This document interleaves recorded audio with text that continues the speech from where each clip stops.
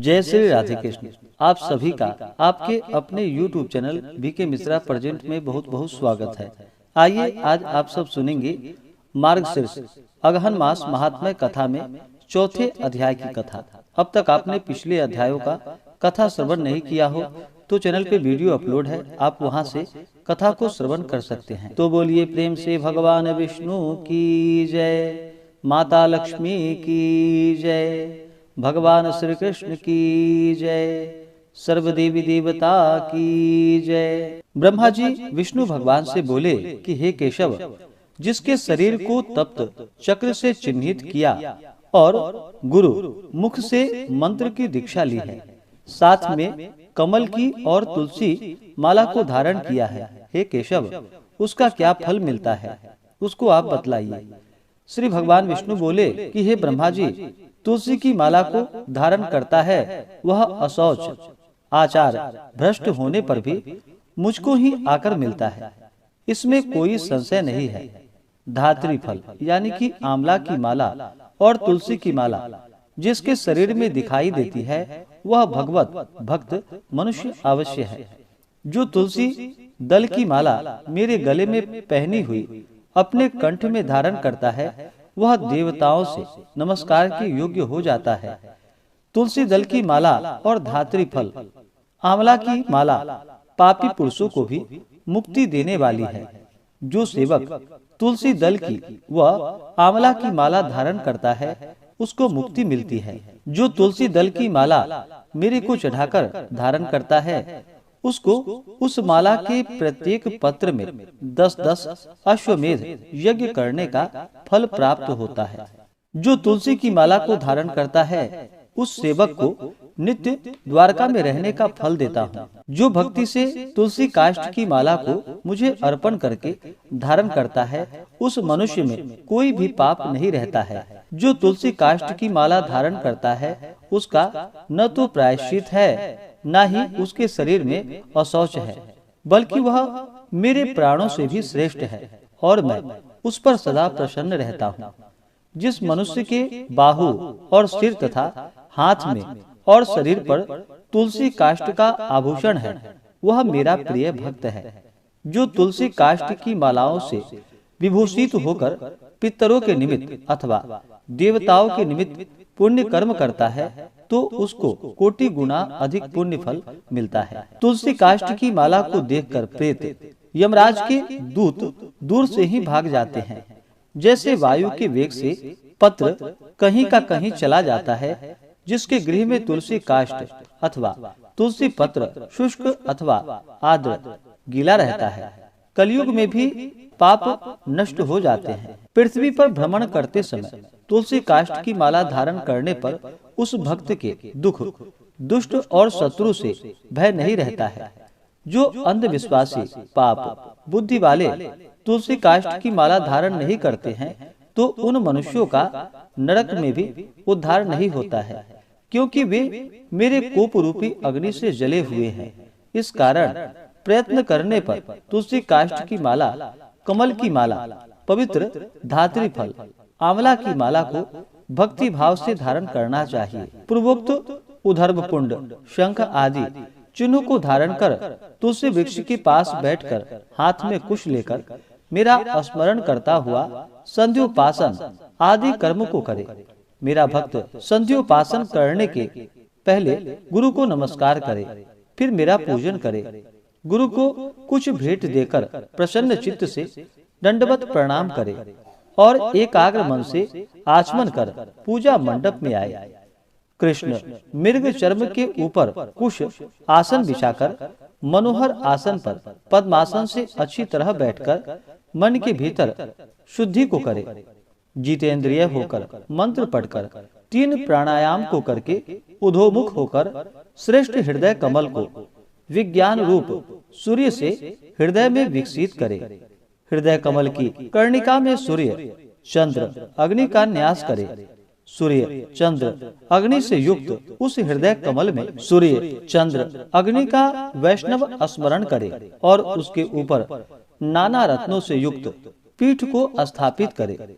उस सिंहासन पर कोमल चिकना और उदय काल के सूर्य के समान कांतिमान अष्टाक्षर मंत्र के प्रत्येक अक्षरों से युक्त कर स्थापित करे। उस कमल पर स्थित कोटि चंद्र के समान कांतिमान चतुर्भुज चार भुजाधारी महापद्म शंख चक्र गदा के धारी कमल पत्र के समान विशाल नेत्र समस्त लक्षणों से युक्त श्रीवत्स कौस्तुभ मणि से सुशोभित वक्ष स्थल और मुझको पीत वस्त्र से युक्त विचित्र आभरणों से युक्त दिव्य भूषणों से विभूषित दिव्य चंदन से लिप्त अंग वाले दिव्य पुष्पों से सुशोभित तुलसी के कोमल दलों की बनी वनमाला से विभूषित कोटि बाल सूर्य के समान कांतिमान और दिव्य कांति से सुंदर समस्त लक्षणों से युक्त महालक्ष्मी को शरीर से धारण करने वाले कल्याण स्वरूप श्री विष्णु का ध्यान कर एकाग्र मन से पवित्रता पूर्वक मंत्र का जप करे। सहस्त्र यानी कि 1000, शत यानी कि 100 अथवा यथाशक्ति मन में जप करे। वह मन में ही विधि पूर्वक पूजन करे। संप्रदाय के अनुसार मेरे सामने शंख स्थापना करके दुर्वा पुष्प चंदन जल से पूर्ण करे। अपने दाहिने ओर गंध पुष्पों का पात्र स्थापित करे और बाईं ओर वस्त्र से छना हुआ सुगंधित जल से पूर्ण घट को स्थापित करे और मेरे सामने घंटा को तथा चारों ओर दिशाओं में दीपक को स्थापित करे और सब पूजन समान यथा स्थान में स्थापित करे तथा अर्घ्य पाद्य आचमनिया मधुपर्क के लिए मेरे सामने 4 पात्रों को स्थापित करे। हे चतुर्वक्त्र अर्थात 4 मुख वाले ब्रह्मा, अक्षत पुष्प कुशा तिल चंदन फल यव को अर्घ्य पात्र में छोड़े। दुर्वा गंगाजल श्याम कमल पुष्प को मेरी प्रसन्नता के लिए पाद्य पात्र में छोड़े। कड़ोल लवंग फल मालती पुष्प को श्रद्धा से मेरे लिए आचमनीय पात्र में रखे। भक्त श्रद्धा से मधुपर्क पात्र में गौ का दूध दही घी मधु खांड को रखे। ऊपर कहे हुए वस्तुओं के न मिलने पर तथा पत्र पुष्पों के न मिलने पर विधि को जानने वाला उन वस्तुओं की भावना सर्वदा करे। इसके पश्चात कर न्यास को करे और उसी तरह अंग न्यास करे। अपने संप्रदाय के अनुसार बाद में अथवा पहले न्यास को करे और मेरा अनुस्मरण करे। अपनी आत्मा को मेरे समान स्मरण करे। हे चतुर्वक्त्र पूजा के आरंभ में मनुष्य मंगल पाठ को पढ़े। इसके बाद मेरा प्रिय जो पांचजन्य शंख है उसका पूजन करे। हे वत्स जिसके पूजन से मुझको परम आनंद होता है शंख के पूजन में इन मंत्रों को पढ़े। हे पांचजन्य पहले तुम समुद्र से उत्पन्न हुए, बाद में तुमको श्री विष्णु भगवान ने अपने हाथ में धारण किया तथा समस्त देवताओं से निर्मित होकर हे पांचजन्य आपको नमस्कार है। आपके नाद से जीमूत मेघ तथा सुर और असुर भयभीत होते हैं। हे अयूत चंद्रमा के समान दीप्त कांतिमान पांचजन्य आपको नमस्कार है। और तुम्हारे नाव से देव शत्रुओं की स्त्रियों के गर्भ पाताल लोक में 1000 टुकड़े हो जाते हैं। पांचजन्य आपको नमस्कार है। सूर्योदय होने पर पाला के समान पांचजन्य शंख के दर्शन से ही समस्त पाप विलीन हो जाते हैं। इसके पश्चात फिर उस शंख का स्पर्श करता है तो क्या कहना है। शंख को नमस्कार करके हाथ में रखकर जो वैष्णव मंत्रों से भक्ति पूर्वक मुझको स्नान कराता है उसको अनंत पुण्य होता है। इसके पश्चात सुगंधित तेल से मेरा शरीर को लिप्त करे और कस्तूरी चंदन से उपटन आदि करे। हे वत्स सुगंधित जल से मंत्र पाठ पूर्वक मुझको स्नान कराकर और अर्घ्य देकर पाद्य आचमनीय मधुपर्क को देवे। बाद में समस्त उपचारों को देवे। यथा विधि दिव्य वस्त्र आभूषण से अलंकृत कर पुष्पों से सिंहासन का पूजन करे और उस पर श्री विष्णु देव को स्थापित करे और श्रद्धा से मेरे लिए वस्त्र अलंकार गंध आदि अर्पण करे।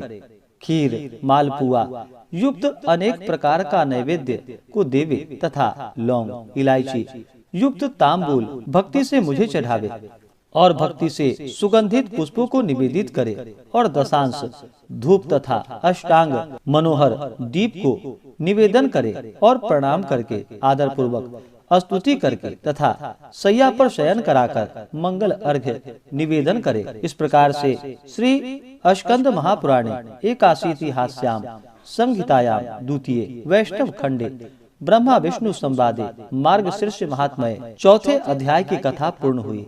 तो बोलिए प्रेम से भगवान विष्णु की जय। अब सुनते हैं भगवान विष्णु की आरती। ओम जय जगदीश हरे स्वामी जय जगदीश हरे, भक्त जनों के संकट क्षण में दूर करे। ओम जय जगदीश हरे, जो ध्यावे फल पावे दुख बिन से मन का। स्वामी दुख बिन से मन का, सुख संपत्ति घर आवे सुख संपत्ति घर आवे, कष्ट मिटे तन का। ओम जय जगदीश हरे, मात पिता तुम मेरे शरण गहूँ मैं किसकी। स्वामी शरण गहूँ मैं किसकी, तुम बिन और न दूजा आस करूँ मैं जिसकी।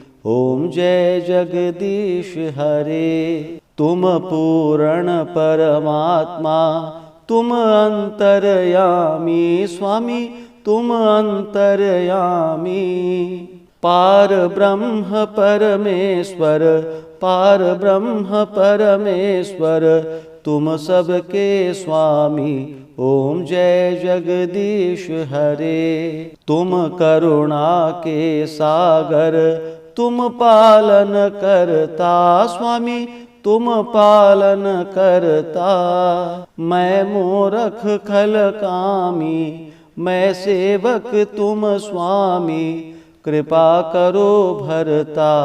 ओम जय जगदीश हरे, तुम हो एक अगोचर सबके प्राणपति। स्वामी सबके प्राणपति, किस विधि मिलूं दया मैं किस विधि मिलूं दया मैं, तुमको मैं कुमति। ओम जय जगदीश हरे, दीन बंधु दुख हरता तुम ठाकुर मेरे। स्वामी तुम रक्षक मेरे, अपने हाथ बढ़ाओ करुणा हाथ उठाओ, द्वार पड़ा तेरे। ओम जय जगदीश हरे, विषय विकार मिटाओ पाप हरो देवा। स्वामी पाप हरो देवा, श्रद्धा भक्ति बढ़ाओ श्रद्धा भक्ति बढ़ाओ, संतन की सेवा। ओम जय जगदीश हरे, श्री जगदीश की आरती जो कोई नर गावे। स्वामी जो कोई जन गावे, कहत शिवानंद स्वामी कहत शिवानंद स्वामी, सुख संपत्ति पावे।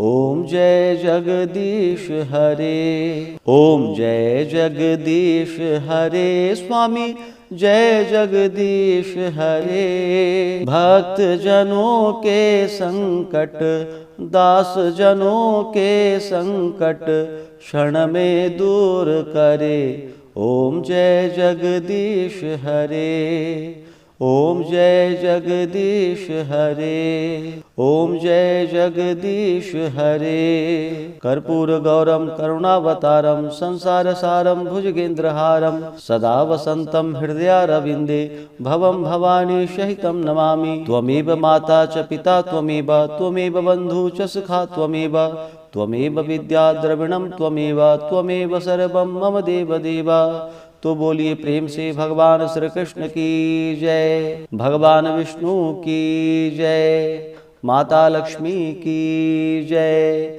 सर्व देवी देवता की जय। धर्म की जय हो, अधर्म का नाश हो, प्राणियों में सद्भावना हो, विश्व का कल्याण हो, सकल ग्राम समाज की रक्षा हो, गौ माता की रक्षा हो।